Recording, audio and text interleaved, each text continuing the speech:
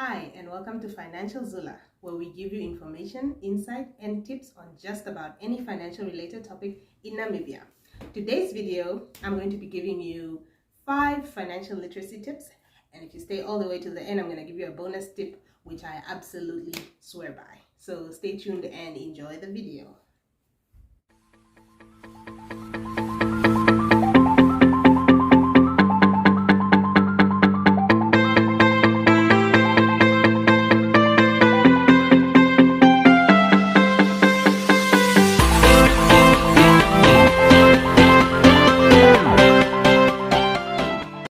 Before we get into the video, I just want to mention why financial literacy is very important. Financial literacy is important because it's going to give you a good financial health. So just like your body needs health, it needs exercise, it needs a lot of stuff that goes into their food, diet, so does your financial life. So your financial life needs all that information. Knowing how your financial life is really helps, and that's why it's good to be literate about your financial information, because it's going to help you make good financial decisions. It's going to help you have a good financial health, like I said, and it's just good for you.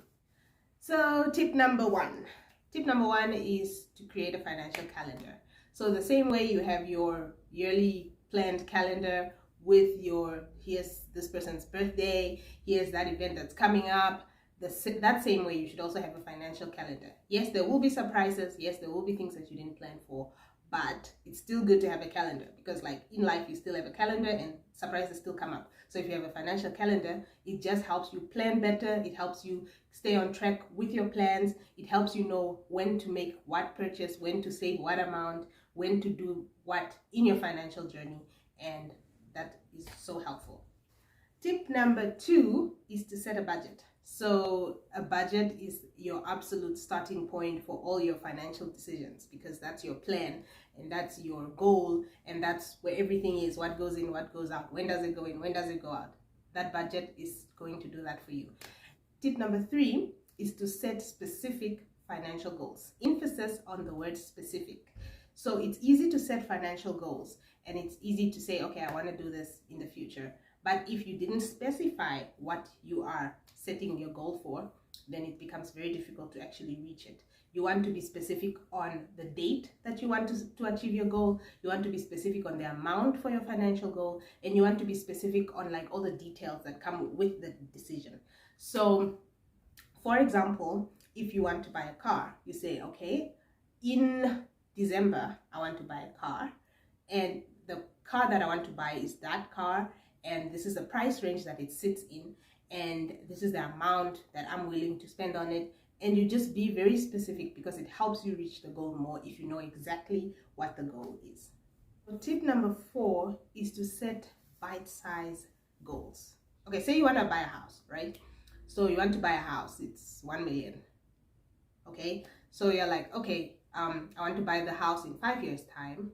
Now, if you look at 5 years, it's really far, and it's really easy to lose track of the goal in the 5 years that you're getting to the goal, because it's so far and it's such a big goal. But if you said to say, in the first 5 months or 6 months, I should have saved up this much for the house, or maybe I should have started already looking at good locations and start looking at the price ranges of the houses, then you at least have a bite-sized goal in 6 months to reach, rather than looking at the 5-year long-term goal. So the goal is still that in 5 years you buy the house, but before you get there, you've already broken it down.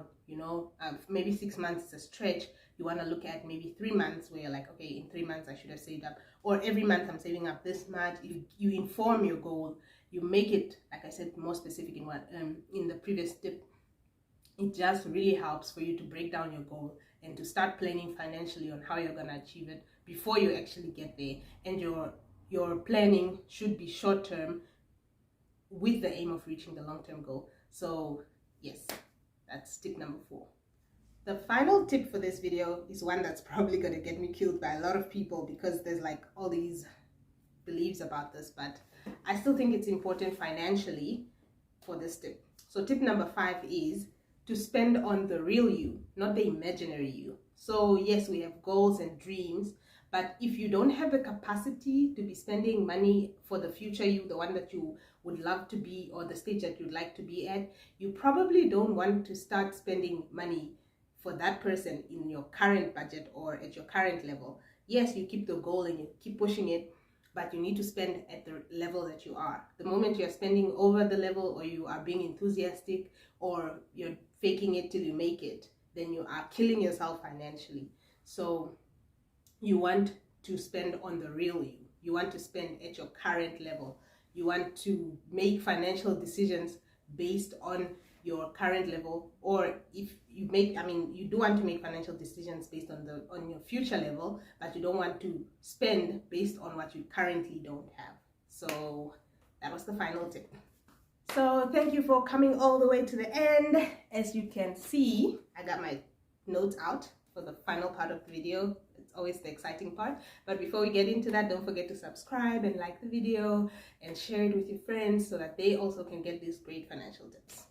Okay, so the bonus tip that I swear by is to keep yourself first. It's so important. If you are working, whether you are employed or employed by somebody, or you're self-employed, if you are working, you need to remember to keep yourself first. Because if you're working for other people, or you're working and all your money just goes to other people, yes, you're being selfless probably, but it's also going to harm you in the long run, because it's going to affect your mental health. You're just going to be thinking, oh my gosh, now I need to take care of that, and your needs are not taken care of. So this doesn't mean you shouldn't give. This doesn't mean you shouldn't be generous.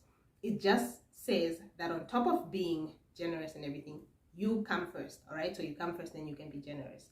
So that's the bonus tip.